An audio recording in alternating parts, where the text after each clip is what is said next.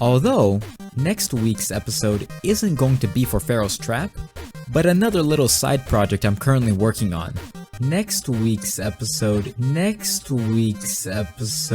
Oh my god! Wow! Okay, so this video took a little longer to release than a week. Hello everyone, and welcome back. I hope you all have been doing well so far. I first want to start off by addressing why I've been gone for a while. I decided to take a little break from YouTube, and got to hang out with my friends some more now that the world isn't in complete lockdown anymore. I still made sure to stay safe, of course. But now, after taking such a long break, I've been starting to get restless and wanted to get back into video making and game dev. I'm really sorry for making you guys worry, but I'm glad that I got some nice messages from people that were worried. It means a lot, especially since I'm still a small channel, so it goes a long way. I also want to give a special shout out to Hello My Name is Joe for the feedback and all the help they've given to others in the comment sections of the other videos. I'm trying out a new editing style, so I hope you all like it. With that out of the way, let's get into the actual video. You didn't think I'd be gone for a month without anything to show for it, did you?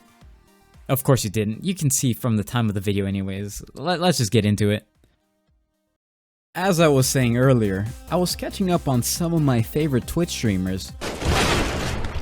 Why are you doing this to me? Why are you doing When suddenly I caught this being announced live. I will put up $300. First place gets $150, second place gets $100, and third place gets $50. We will vote live on stream whoever has the best propaganda video. How does that sound, chat? What do we gotta do? You have to make a propaganda video to get people to tier 3 subscribe. So it could be funny, it could be serious. I was a little hesitant at first, seeing as I wasn't too comfortable with video editing yet. But then, while I was reading the rules for the competition, I saw this. Could even be a video game, Poggy, or poster. Use your imagination. I was originally planning to making a stylized video with a lot of editing and memes, but this rule changes everything. You son of a I'm in! I had a ton of fun making the game, and this video is going to show some of the development process of Sheepy Quest, the game I ended up making for Mr. Mutin. So let's get into it. First things first, I had to start brainstorming some ideas for what I wanted to make.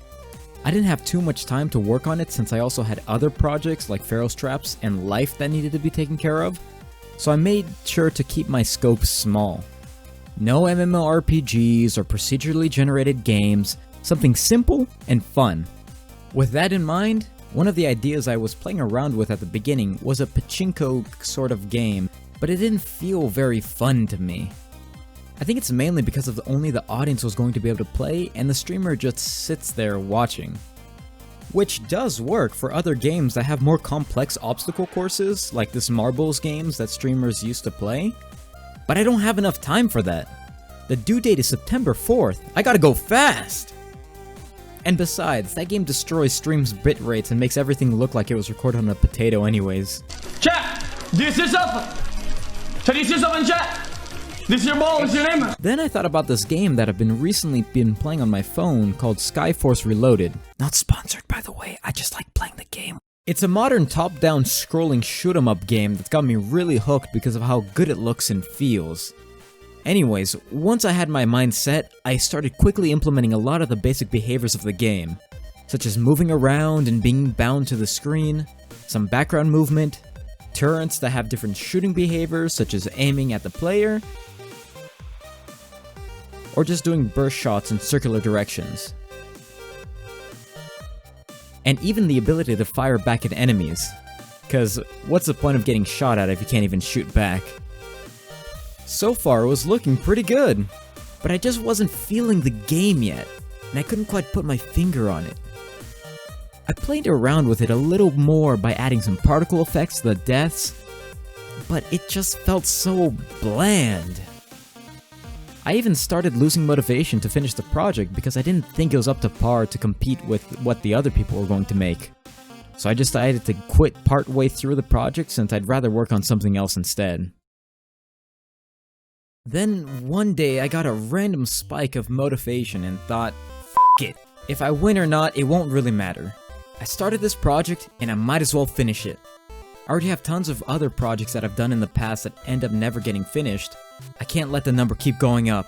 必ず目標達成できる。だからこそ Never give up! So I tried doing some more research to see what I can do to make the game not look so bland, and I thought, why not change the art style?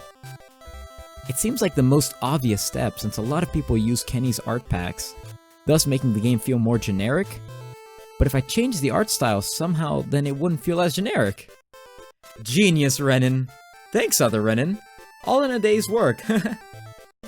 Why are you talking to yourself? Shut up! Anyways, now that I have some direction, I decided to find a style that both I and Mr. Mooten and his fans would like to see, which led me to his merch store at mootenmerch.com. Still not sponsored, by the way, but hey, Mooticakes, if you want to hit me up, I can sponsor you any day. But then I saw this retro wave looking kind of shirt that says Miami Moot on it, and I thought it'd be perfect to make the game art style fit that. I really like the look and feel of Hotline Miami, so it'd be really easy to vibe with this new art style. With that in mind, I got to work converting most of the assets into retrowave style, which was really easy, since most retrowave art tends to be simple colors and gradients, which for a person who can't draw for is actually fantastic. I started by making a shader that will take any background and turn it into a tiling grid with lines running through it, since it's iconic for the retrowave kind of art. And since it was done by a shader, it has infinite resolution.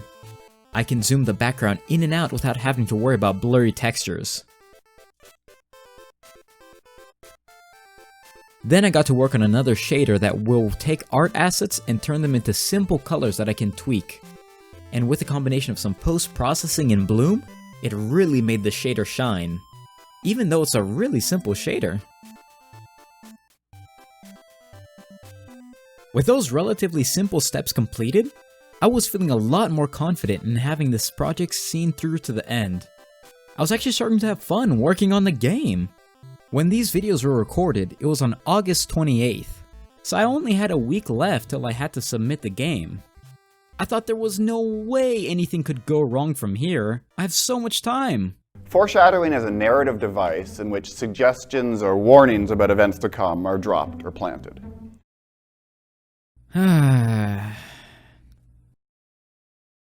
Oh, hello there! Thank you for making it to the end of the video. I left a little surprise for those that make it here, and that's the announcement of my new Discord server. Considering that I'm a lot more active on Discord than YouTube, I figured it'd be the perfect move to start a new community over there, since I feel like it's hard to have a good discussion on YouTube. I'm still setting things up, but take a look at the description to find the link to the server. Also, make sure to subscribe because I'm going back to my regular schedule. There's no need to leave any feedback for this game since it's already done, but feel free to say how much you like this new video in the comment sections. You better. Anyways, thank you all for watching, and have a sheepy evening.